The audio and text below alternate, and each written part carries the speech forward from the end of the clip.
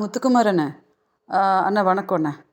அண்ணா, நீங்கள் வீடியோவில் கூட நல்லா கரெக்டாக அந்த இதில் இன்டர்வியூவில் பேசி சொல்லியிருந்தீங்க, விஜயலட்சுமி காம்ப்ரமைஸ் பண்ணாது அப்படின்னு சொல்லிட்டு. நீங்கள் கரெக்டாக சொல்கிறீங்க அண்ணே. அதாவது நீங்கள் சொல்கிறத வந்து யாரும் நம்பலை அப்படின்னா, நான் சொல்லிக்கிற இந்த ஆடியோவை வந்து நீங்கள் தாராளமாக டெலிகாஸ்ட் பண்ணியே வந்து மக்களுக்கு காட்டலாம். விஜயலட்சுமிக்கு வந்து மன்னிக்கிற குணம் இருக்குது. மன்னிக்கிற குணம் ஏன்னா, என்னதான் தப்பு பண்ணியிருந்தாலும் ஓகே, ஒருத்தங்க உணர்ந்து போனாங்கன்னா நம்ம மன்னிச்சு விடுவோம் அப்படின்ற ஒரு குணம் தான் இருக்கே தவிர, அந்தாக்கில் எது வேணாலும் அவன் பேசிட்டு போவான், நானும் அப்படியே மானங்கட்டாப்பில் இருக்கிறதுக்கு வந்து நான் தான் பர்த் சர்டிஃபிகேட்டே காட்டி காமிச்சு சொன்னேன்.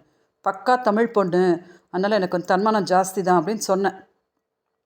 இப்போ சீமான் பண்ண பெரிய தப்பு என்ன அப்படின்னா, பாலியல் தொழிலாளின்னு சொன்னது. பாலியல் தொழிலாளின்னு சொன்னதுன்றது வந்து இந்த ஜென்மத்தில் நான் மன்னிக்கவும் மாட்டேன், நான் இதை விடவும் மாட்டேன். இப்போது அவன் சொல்கிற உதாரணம் பார்த்தீங்க, எங்கள் அம்மாவை அப்படி பேசிட்டா இப்படி பேசிட்டான். உங்களுக்கு நல்லா வந்து அவங்க அம்மா என்ன தப்பு பண்ணாங்கன்றது நான் உங்களுக்கு விளக்குறேன் முத்துக்குமாரனை. இப்போது நான் சீமான் கூட உறவில் இருக்கும்போது தேன்மொழின்ற பொண்ணு வந்து சொல்லுது, அதாவது அந்த பொண்ணு நல்லபடியாக இவன் முடிச்சிருந்தானா சீமான் வந்து, அந்த பொண்ணு வந்து என் காரை துரத்திட்டு வந்து நின்று என்கிட்ட வந்து அதோட ஆதங்கத்தை வந்து சொல்லாது தானே? கரெக்டு தானேண்ணே? கரெக்டு தானே? நான் வந்து இப்படி சீமானுக்கு சாப்பாடெலாம் கொடுத்துட்டு நான் இப்படி வண்டி ஏறி இப்படி கிளம்பி போகிறேன்னா, நான் போனதை பார்த்துட்டு நீ மீன் குழம்பு எடுத்துகிட்டு வான்னு சொல்லி தேன்மொழிக்கு வந்து சொல்லிவிட்டு தேன்மொழி வந்து மீன் குழம்பு எடுத்துகிட்டு வரலாம். ஸோ அந்த பொண்ணு என்ன சொல்லுதுன்னா, நான் வரும்போது நீங்கள் போனதை நான் பார்த்தேன், நான் கொஞ்ச நேரம் அங்கே வெயிட் பண்ணிட்டு இருக்கும்போது நீங்கள் போனதை நான் பார்த்தேன். அப்போ தான் அந்த பொண்ணுக்கு தெரிய வருது, நீங்கள் யார், ஏன்னா என் கூட தான் என்கேஜ்மெண்ட் ஆகிருக்கு, எனக்கு ஒன்றுமே தெரியலையே, நீங்கள் வந்துட்டு போயிட்டுருக்கீங்கன்னு அந்த பொண்ணு கேட்குது. சீமான்கிட்ட கேட்டால் அவளை வந்து எங்கள் அப்பா வச்சுட்ருக்கா. எந்த அப்பா? இப்போ சொல்கிறானே, எங்கள் அப்பா மூத்தவர்கிட்ட வந்து 30,000 ரூபாய் கொடுத்து நீ வச்சுக்கோன்னு சொன்னான்னு மானங்கிட்ட நாய். பாரதி ராஜா அப்பா வந்து தேன்மொழியை வச்சுட்ருக்காளாம். என்ன லட்சணத்தில் இருக்குது பாருங்கள் இந்த குடும்பம். இவன் கூட என்கேஜ்மெண்ட் பண்ணுவாங்களாம். இவன் கழட்டி இவன் நல்லா, அந்த பொண்ணு வந்து ஏதோ நர்ஸாலாம் கூட இருந்திருக்குது, அது அப்போலோ ஹாஸ்பிட்டலே என்ன சொல்லிச்சு பாவம். அந்த நர்ஸாக இருக்கும் போது அந்த பிள்ளை சேர்த்து வச்ச தங்கத்தெல்லாம் பாவம் இவனுக்கு கொடுத்து என்னைய மாதிரியே நல்லா சுரண்டிருக்கான். எப்போ கஷ்டம்னாலும் போய் அழுவானா. அந்த பிள்ளை பாவம் நம்பி எல்லாம் கொடுத்து அந்த பிள்ளை கையில் காலை விழுது சொல்லுது, நீ எங்கேயுமே சொல்லிடாதீங்கக்கா, நான் உங்களை காப்பாற்ற தான் வந்தேன் அந்த பொண்ணு சொல்லுது. இப்போ அந்த பொண்ணு சொல்லுது, நான் இதே மாதிரி தான் கேட்டேன், நான் எப்படிங்க அவங்கள நம்பட்டும், நீங்கள் யாராக கூட இருக்கலாம், நான் எப்படி நம்பட்டோன்னா பாலு மகேந்திர அப்பாட்ட போய் கேளுங்க, சுஹாசினி அம்மாட்ட போய் கேளுங்க, அவங்கள்ட்டெல்லாம் போய் கேளுங்க. எனக்கும் அவங்க அம்மா வந்து எனக்கு என்கேஜ்மெண்ட் பண்ணி வச்சாங்க, நிச்சயதார்த்தம் பண்ணி வச்சாங்க எல்லாரும் முன்னாடியும்.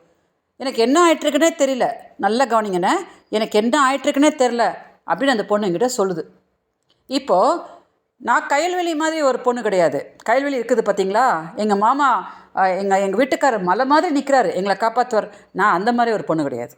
நான் நல்ல தைரியமாக சீமான்ட்ட என்ன கேட்டேன்னா, இது என்ன மாமா, இந்த பொண்ணு என்ன மாமா, என்ன பண்ணிக்கிறீங்க இந்த பொண்ணு? தேன்மொழின்ற வார்த்தையை உச்சரித்த உடனே முத்துக்குமாரனை அப்படியே நடுங்கிடுச்சு அவனுக்கு.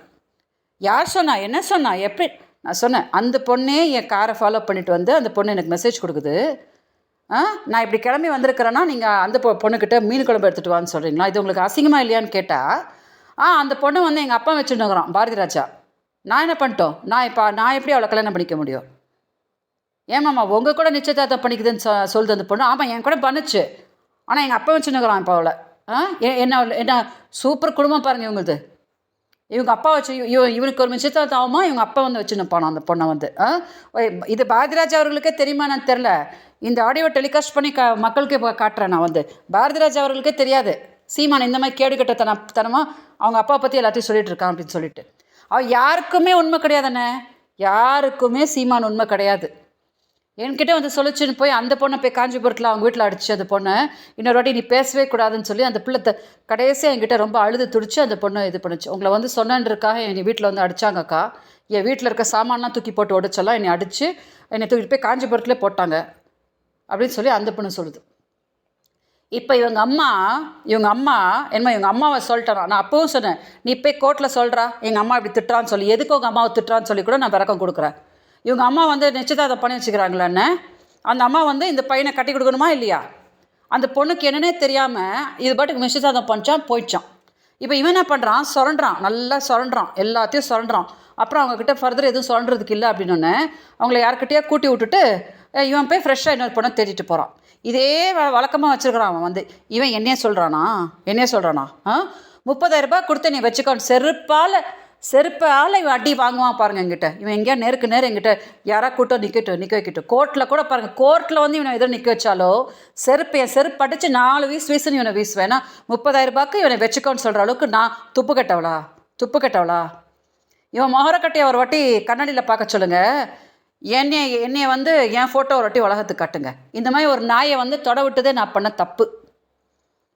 இவன் சொல்கிறான் 30,000 ரூபாய்க்கு என்னை வச்சுக்கோன்னு சொல்ல. பிச்சை எடுத்துகிட்டு வச்சுங்க நாய்ங்க எனக்கு ஃபோன் போட்டுக்கிட்டு. என்கிட்ட ஆடியோ இல்லையா? ஏன்னா நான் ஆடியோலாம் கொடுக்காமலையா? நான் போய் கம்ப்ளைண்ட் கொடுத்துருக்குறேன். எப்படி இவன் பிச்சை எடுத்துட்டுனா இவன் மதுரை செல்வம் வந்து அக்கா பொக்கா. நான் அப்புறம் தெரியாமல் கேட்குறேன். நான் பாலியல் தொழிலாளியான். நீ ஏன் வந்து கொடுத்த? நீ ஏன் இதுக்கு வந்து என்கிட்ட பம்புன? 50,000 ரூபாய் நீ எதுக்கு போட்ட?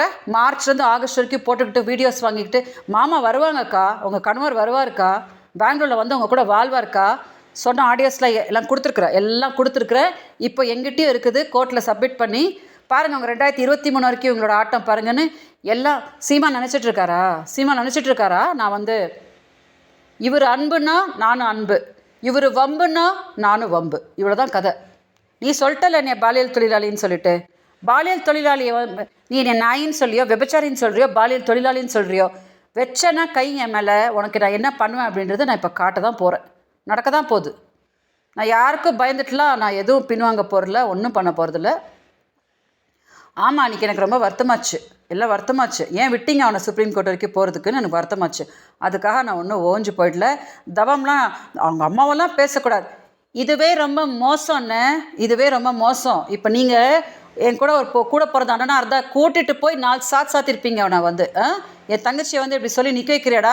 ஏடா ஆக போகிறது? இப்போ எனக்கு 45 வயசாகுதுன்னு, எனக்கு இன்னும் கல்யாணம் ஆகலை. இவன் எவ்வளோ ஒருத்தைய புஷ்ட்டு போயிட்டான். என்னை பற்றி என் ஃப்யூச்சர் என்ன எப்படி உட்காந்து என்னை வந்து விபச்சாரின்னு சொல்லி நாசம் பண்ணுறானா? என்னோட எதிர்காலம் என்ன? ஒரு நிமிஷம் யோசிச்சு பாருங்கண்ணே.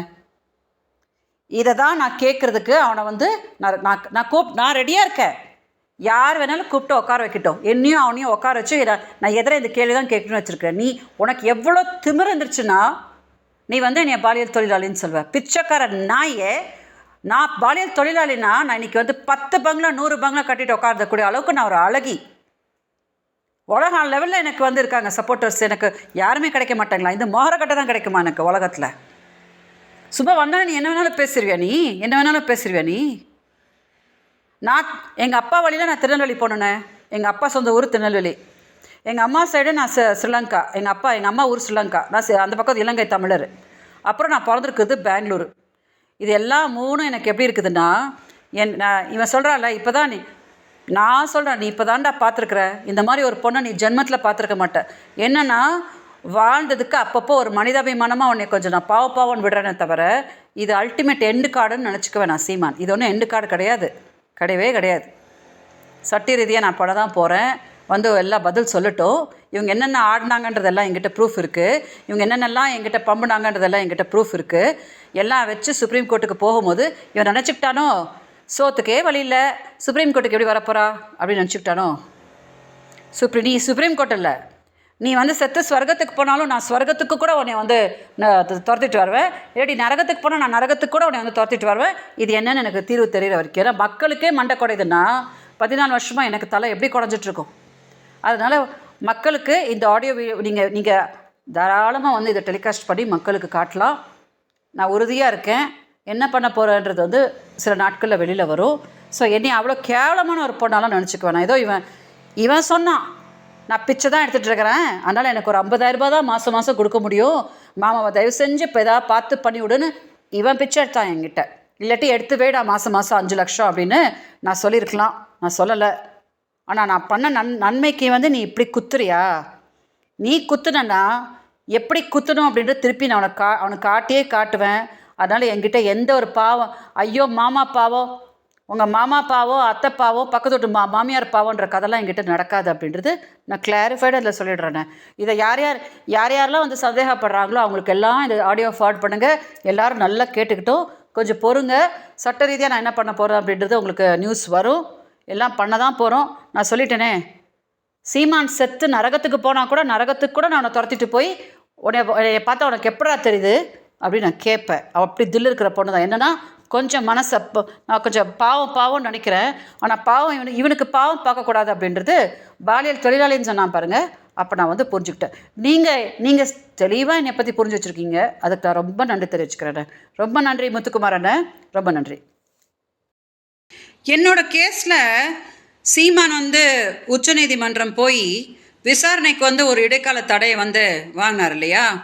அதில் வந்து வாங்கும்போது வந்து நீதிபதிகள் வந்து சொன்னாங்க, இந்த மாதிரி விஜயலட்சுமிக்கு ஒரு இழப்பீடு கொடுங்க அப்படின்னு சொல்கிறாங்க. சீமானோட வழக்கறிஞர் சொல்கிறாங்க, ஆமாம் நாங்கள் அதை தான் பேசிக்கிட்டு இருக்கிறோம், நாங்கள் உறுதியாக பண்ணுவோம் அப்படின்னு சொல்லி அந்த ஆர்டர் வாங்குறாங்க.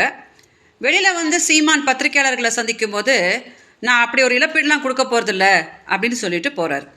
ஸோ தமிழ்நாடு மீடியாவுக்கு என்ன கன்ஃபியூஸ் ஆகுது அப்படின்னா, அடுத்ததான் நான் என்ன பண்ண போகிறேன், இல்லை என்கிட்ட ஏதாவது பேச்சுவார்த்தை நடத்தியிருக்கிறாங்களா, எனக்கு ஏதாவது இழப்பீடு கொடுத்துருக்குறாங்களா அப்படின்னு மீடியாவுக்கு ரொம்ப கன்ஃபியூஷனாக இருக்குது.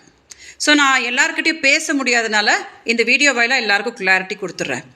இப்போது 14 வருஷமாக இந்த கேஸில் நான் எப்படி வந்து போராடிட்டு இருக்கேன் அப்படின்னு உங்களுக்கு எல்லாருக்குமே தெரியும். இதில் எந்த அரசியல் இதுவும் கிடையாது.